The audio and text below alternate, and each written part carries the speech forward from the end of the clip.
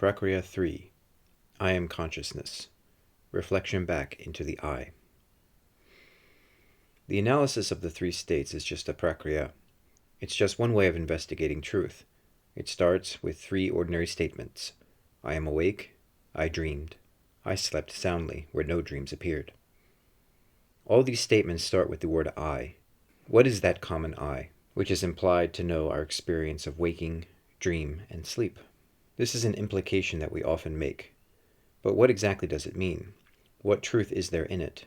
That's what this prakriya investigates, as it examines the three states. For some who are intellectually inclined, there can be a problem with this three-state prakriya when it comes to deep sleep. The problem is that deep sleep can seem distant and inaccessible to the waking mind that examines it.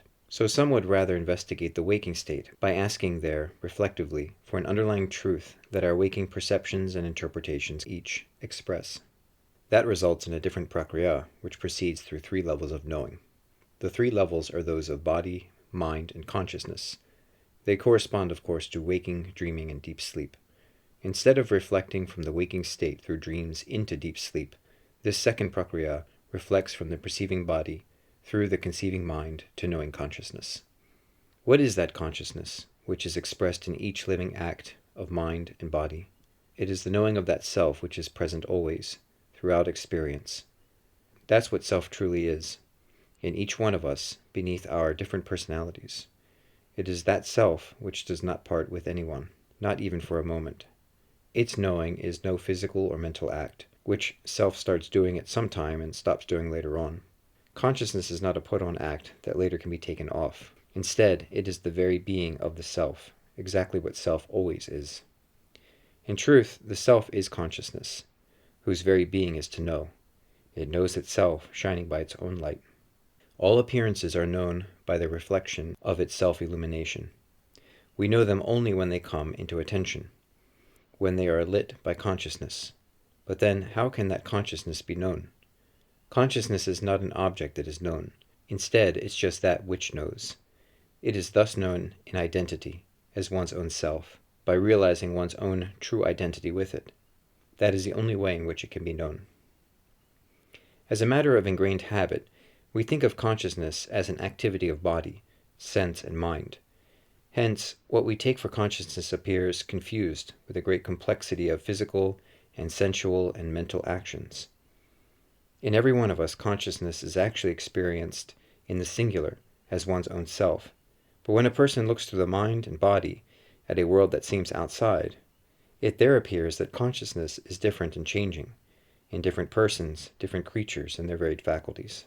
Or if a person looks through mind alone into the mental process of conception, it then appears that consciousness is made up from a passing sequence of perceptions, thoughts, and feelings. Thus, in itself, consciousness is quite distinct from the differing and changing appearances that we habitually confuse with it. As it is experienced directly, at the inmost core of each individual's experience, it is pure self, utterly impersonal and impartial, beyond all difference and change. That is the inmost, undeniable experience that we share in common, deep within each one of us. Yet, very strangely, that same undeniable experience is ignored and somehow covered up by the vast majority of people in the world. It gets ignored because of a confusion that mixes self with body, sense and mind, for this produces a mistaken show of physical and sensual and mental actions, which are deceptively confused with the clear and unaffected light of consciousness. As people identify themselves with different bodies and with changing minds, they thus mistake themselves as jivas or persons, who are disparate and uncertain mixtures, made up of knowing self confused with improperly known objects. Such persons take an ignorantly made-up stand upon divided and uncertain ground, built artificially from alien things. Accordingly, experiences seem partial and appear divided by our personalities, as people keep getting unhappily conflicted in their seeming selves. But where confusion ceases, as in deep sleep or in moments of impartial clarity, there personality dissolves and self stands on its own, shining by itself as happiness and peace. Thus pure happiness and unaffected peace can be seen to shine out in deep sleep as manifesting aspects of the self's true nature. Again, it might help to ask briefly how these teachings relate to traditional Advaita scriptures. On occasion, Sri Atmananda said that the Vichara Marga could be characterized by a single aphorism, Prajñanam asmi, or I am consciousness. One such occasion is reported by Nitya Tripta, The Path on the I Thought. Notes on Spiritual Discourse of Sri Atmananda, note 601. Quote, the ordinary man has the deep samskara ingrained in him that he is the body, and that it is very, very insignificant compared to the vast universe. Therefore, the only possible mistake you are likely to be led into while taking to the I thought is the habitual samskara of the smallness attached to the I.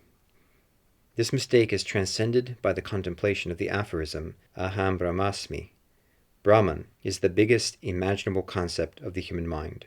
The conception of bigness no doubt removes the idea of smallness, but the idea of bigness, which is also a limitation, remains over. Ultimately, this idea of bigness has also to be removed by contemplating another aphorism, Prajñanam asmi, I am consciousness. Consciousness can never be considered to be either big or small, so you are automatically lifted beyond all opposites. End quote. Sri Atmananda is saying here that the maha vaakya aham brahmasmi does not quite go all the way to non-duality. It leaves a samskara of bigness, which has to be removed by further contemplation.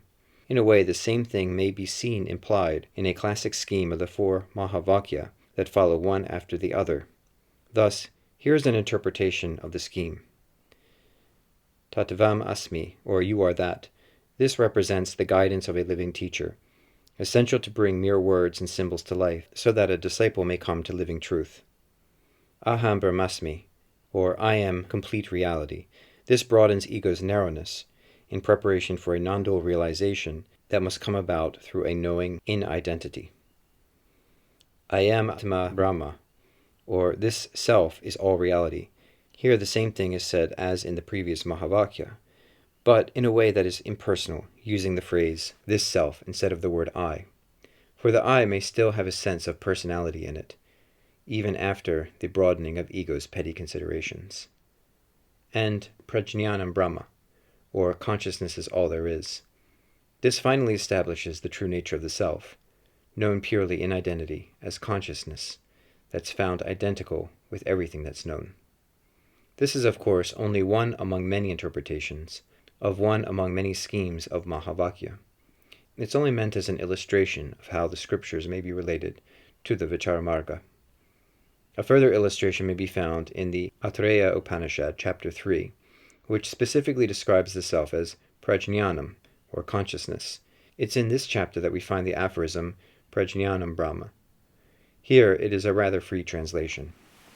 What is this that we contemplate as self? Which is the self? That by which one sees, or that by which one hears, or that by which senses are smelt, or that by which speech is articulated, or that by which taste and tastelessness are told apart, or that which is this mind and this heart, perception, direction, discernment, consciousness, learning, vision, constancy, thought, consideration, motive, memory, imagination, purpose, life, desire, vitality. All of these are only attributed names of consciousness. This is Brahman, comprehending all reality. This is Indra, chief of gods.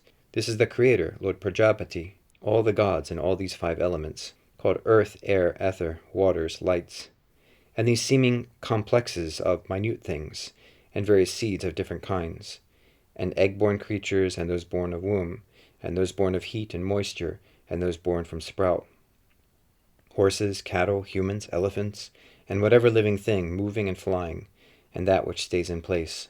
All that is seen and led by consciousness, and is established in consciousness. The world is seen and led by consciousness. Consciousness is the foundation. Consciousness is all there is. By this self as consciousness, he ascended from this world, and attained all desires in that place of light, became deathless, that became. 3a. Appearances and consciousness. When a person tries to think of consciousness itself, with no content seen in it, that does leave a puzzle, me. The puzzlement gives rise to further questions. First, what are the contents seen in consciousness? Seen through body, the contents are objects in a world of bodied things. Through the body's senses, the contents are sensations coming from the world. Through mind, the contents get to be thoughts and feelings, which the mind conceives. These physical and sensual and mental concepts are seen indirectly, when consciousness looks through faculties of mind and body that are different from itself. But then, what content is perceived directly, as consciousness looks at itself? As consciousness illuminates itself, what does it know immediately, by its self-knowing light? What is its content to itself? Surely, that immediate content cannot be anything different from itself. That immediate content must be consciousness itself. Interpreted like this, it is quite right to say that there cannot be any consciousness devoid of content, for consciousness is always present to itself. Its immediate content is itself in all experiences. In the experience of deep sleep, there are no physical or sensual or mental contents. There, no content is seen indirectly through body, sense, or mind. But what about the direct knowing of consciousness as it illuminates itself? Can consciousness be present to itself in the absence of body, sense, and mind? Habitually, we assume that consciousness is some physical or sensual or mental activity. And then, of course, it seems that consciousness cannot be independent of body, sense, or mind. It seems that consciousness cannot be present in deep sleep when body, sense, and mind are absent. You recognize that physical and sensual and mental activities are only appearances which come and go in consciousness.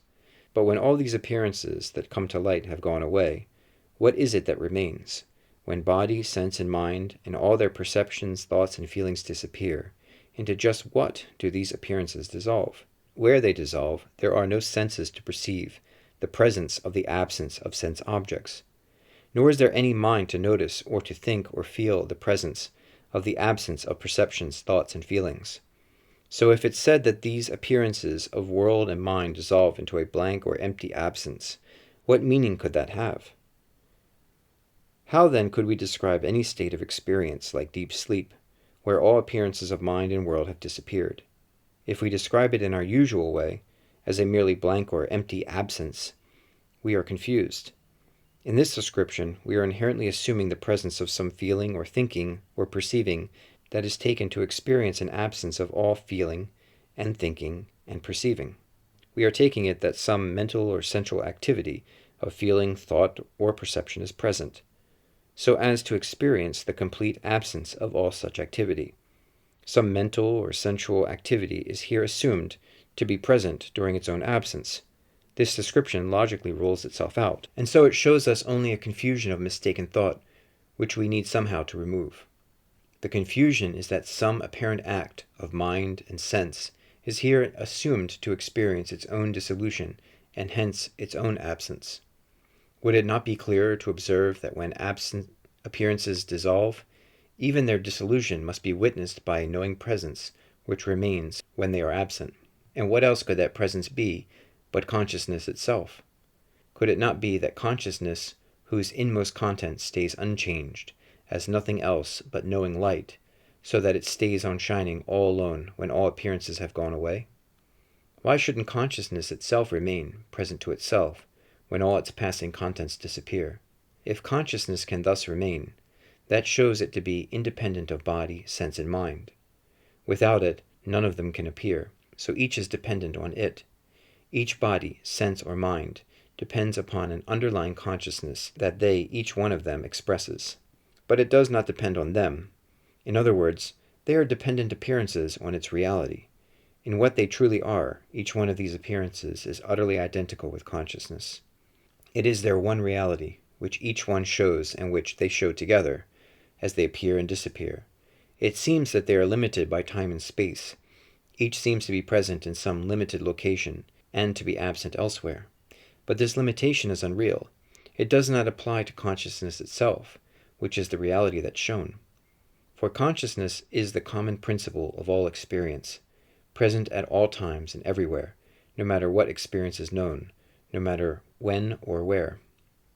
So consciousness cannot appear or disappear. Its absence would rather require some previous experience where consciousness was absent. So also, its disappearance would require a subsequent experience without consciousness. Such an experience without consciousness is a contradiction in terms, a falsity of fiction that has been misleadingly constructed by the mind. So while appearances are shown to be perceived by body, sense, and mind, their apparent limitations don't apply to consciousness, which is their one reality. The limitations are a misperception, seen through the inadequate and partial reporting of body, sense, and mind. These unreal limitations make it seem that there are appearances which disappear. But while they seem to come and go, what they are is consciousness itself. It is their unlimited reality, remaining fully present through each one of their appearances and disappearances. This is the classical Advaita position, which is unequivocally accepted by modern sages like Ramana Maharshi and Sri Atmananda. From that position, deep sleep is interpreted as an experience where consciousness is shown as its own content. Deep sleep shows consciousness identical with what it contains, with what is known in it. What's there revealed is not content-less consciousness, but consciousness itself. A further question rises here. If consciousness is independent of our limited bodies, our limited senses, and our limited minds, then how can we know it actually for what it is? In Sri Atmananda's teachings, the question is answered by a simple statement: I am consciousness. This statement is central to Sri Atmananda's approach. It is the investigating center of the teaching.